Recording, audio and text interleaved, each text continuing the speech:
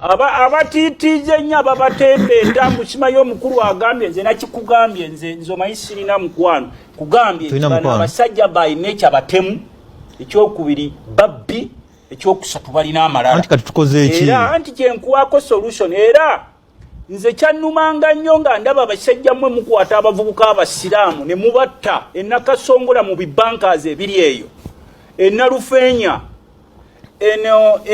eno ekitalya naye muna ate kineuso waliwo abasajja abasiraamu we mulya nabo wali abali kupiraawo bonga basirise mu mukulu genda maaso piga nga balinga ono Katumba Wamala yatwewereranga mu biseera byakalunga tune President Robert Kyagulanyi.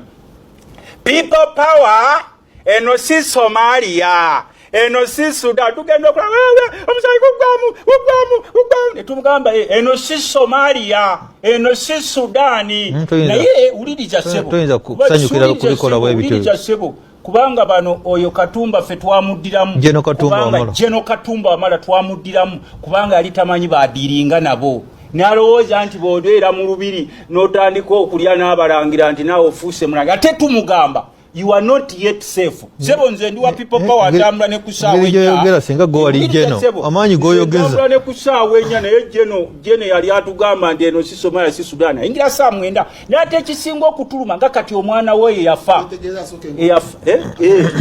Nkoko ye wafe nakaseke ingira kunapi. Oyinza kuba ku Jeno Katumba kubanga tulina kubanga tumusasira busasi sikudda okwebi. Ekyokulabirako nti bano bakyatta abantu baffe banja ab'omugasa ate tebalina nsonyi.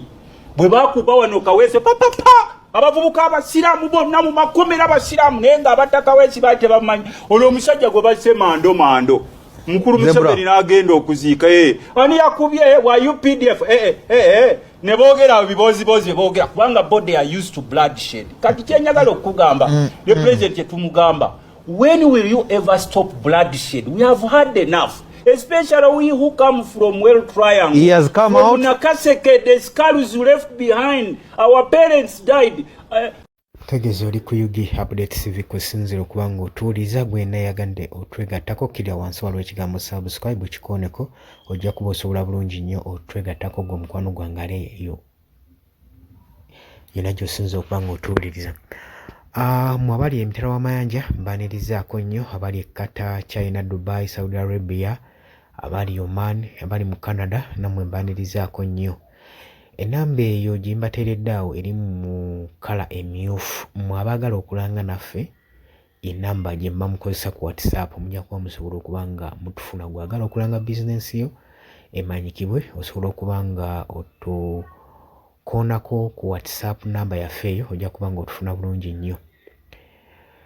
Embeera engeri gyegenda mu maaso buli kintu mukiraba sinza kubaako kyennyongerako okuggyako okubeebaza omulimu ogw'amaanyi gwe mukoze obutaweera okulaba nga munyweza amayengo gano aga Yugi Update TV saako n'okujjumbira ebintu by'enkulaakulana exercise zonna ezirimu enkulaakulana mu tubeereddewo mmwe abawuliriza baffe era kyemba ntuta omukisa guno okubeebaza bagamba nti nno mwongere mu maaso n'okuba nga mwagala amayengo gano osobola okulayikinga okusharinga saako n'okusubscribinga gwe abantu abasinga amusubscribinga mwerabira okukoona mukadde naye akadde ako tokeerabira naga akajja kuyambako nnyo okuleetera notification message okusobola okubeera alert singa wabeerawo information ebeeze gwe mukwano gwange ali eyampuliriza.